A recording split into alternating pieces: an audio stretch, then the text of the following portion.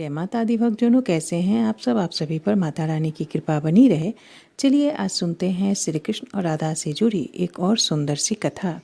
क्यों कहा राधा ने श्री कृष्ण से कि तुम मुझे छूना मत, तुम पापी हो, तुमने हत्या की है, तुम हत्यारे हो और तुम्हारे छूने से मुझे भी पाप लगेगा। तो चलिए इस सुनते हैं एक सुंदर सी कहानी। शरीर यदि कृष्ण है तो राधा आत्मा है। राधा ही एकमात्र ऐसा नाम है जो श्री कृष्ण से पहले लिया जाता है। ये दो नाम नहीं बल्कि एक ही हैं, इसीलिए कहा जाता है श्री राधे कृष्ण। जैसे परमात्मा का अंश आत्मा है, वैसे ही ठीक संबंध श्री कृष्ण और राधा का है। जिस तरह परमात्मा के बिना आत्मा नहीं रह सकती, वैसे ही कृष्ण के बिना राधा और राधा के बिना श्री कृष्ण नहीं रह सकते। राधा कृष्ण से खूबसूरत प्रेम इस धरती पर किसी ने नहीं किया, क्योंकि आत्मा और परमात्मा के प्रेम से गहरा कोई प्रेम हो ही नहीं सकता। राधा कृष्ण का प्रेम सिर्फ वही समझ सकता है जो ईश्वर के करीब हो। दरअसल इस संसार की हर वो आत्मा जो कृष्ण को पाने की चाह रखे और दिन भर उसके बारे में सोचे, वह गोपी है। लेकिन जो आत्मा कृष्ण से एक रूप होकर अभिमान से दूर रहे, वही राधा है। राधा कृष्ण की जोड़ी प्रेम का आदर्श है। इनके प्रेम से जुड़ी कई दंत कथाएं भी आज भी प्रचलित हैं। ऐसे ही एक कथा है राधा के श्री कृष्ण से नाराज होने की और राधा कुंड और कृष्ण कुंड के निर्माण की। इन कुंडों का निर्माण श्री कृष्ण जी ने अपने पैर से और राधा जी ने अपने कंगन से किया था। इसीलिए कुंड में स्नान करने से पाप धुल जाते हैं और संतान सुख की प्राप्ति होती है। तो चलिए सुनते हैं कथा क्या है। पुराणों में वर्णन है कि जब श्री कृष्ण ने कंस के भेजे राक्षस अरिष्टासुर का वध कर दिया, उसके बाद उन्होंने राधा को स्पर्श कर लिया।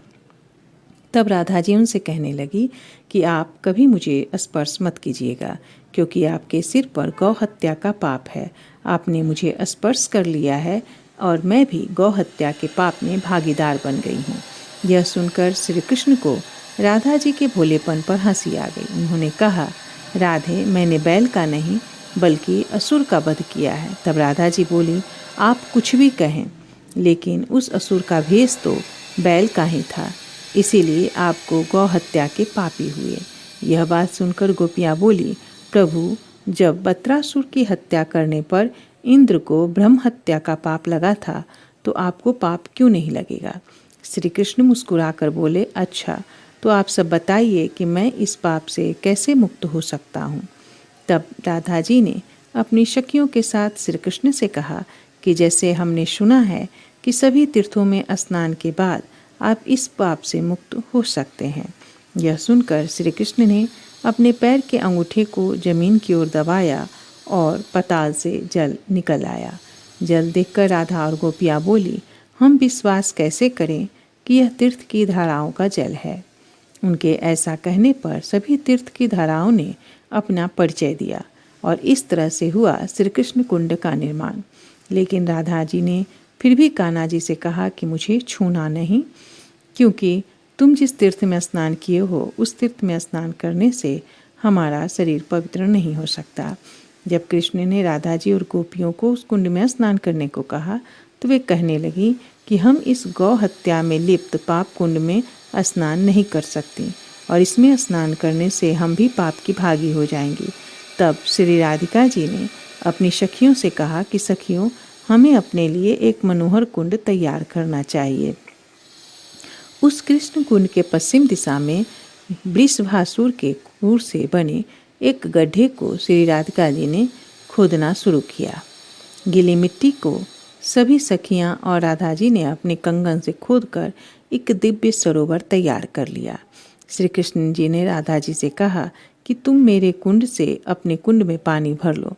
तब राधा जी ने भोलेपन से कहा कि नहीं कान्हा, आपके सरोवर का जल तो अशुद्ध है, हम उस जल को नहीं ले सकते। हम घड़े घड़े करके मानस गंगा के जल से इसे भर लेंगे। राधा जी और सखियों ने कुंड भर लिया, लेकिन जब बारी तीर्थों के आवाहन की आई तो राधा जी को समझ नहीं आया कि वे क्या करें। उस समय श्री कृष्ण के कहने पर सभी तीर्थ वहां प्रकट हुए और राधा जी से आज्ञा लेकर उनके कुंड में विद्यमान हो गए। ये देखकर राधा जी की आंखों में आंसू आ गए और वह प्रेम से श्री कृष्ण को निहारने लगी। गोवर्धन मथुरा का वह क्षेत्र है जहाँ भगवान कृष्ण ने पर्वत को धारण कर ब्रजवासियों की रक्षा की थी। राधा और कृष्ण कुंड यही हैं। आज के हिसाब से गोवर्धन से लगभग 5 किलोमीटर की दूरी पर स्थित यह कुंड दुनिया भर के श्रद्धालुओं को अपनी ओर खींचता है। माना जाता है कि राधा और कृष्ण ने बहुत सारा समय यहाँ साथ में बिताया है। वे इस कुंड में जल कीरा करते थे। ये दोनों ही कुंड गोवर्धन के दोनों ओर 2 नेत्रों की तरह स्थित है। कार्तिक माह की कृष्णाष्टमी को इन दोनों कुंडों का प्राकट्य हुआ था। इस एवज में कृष्णाष्टमी पूर्णिमा को यहाँ मेला लगता है और दूर दूर से श्रद्धालु इस कुंड में स्नान करने आते हैं। कहते हैं कि श्री कृष्ण के द्वारिका चले जाने पर ये दोनों कुंड लुप्त हो गए थे। कृष्ण के प्रपौत्र बृजनाथ ने इनका फिर से उद्धार करवाया था। 5000 साल के बाद ये कुंड पुनः लुप्त हो गए। फिर इनका उद्धार महाप्रभु ने करवाया। महाप्रभु जब यहाँ आए और लोगों से राधा कुंड और कृष्ण कुंड के बारे में पूछा तो लोगों ने कहा कि ये तो नहीं पता, लेकिन काली खेत और गौरी खेत नाम की एक जगह है जहाँ थोड़ा थोड़ा जल है। उसके बाद इसका पुनः उद्धार हुआ। कहा जाता है कि महाप्रभु इसमें स्नान करते हुए हे राधा हे कृष्णा कहते हुए बेहोश हो गए थे। वहाँ आज भी तमाल तलाक नाम का प्रसिद्ध स्थान है। जय श्री कृष्ण, राधे राधे। अगर वीडियो पसंद आए तो वीडियो को ज़्यादा से ज़्यादा लाइक करें, शेयर करें, चैनल को सब्सक्राइब करना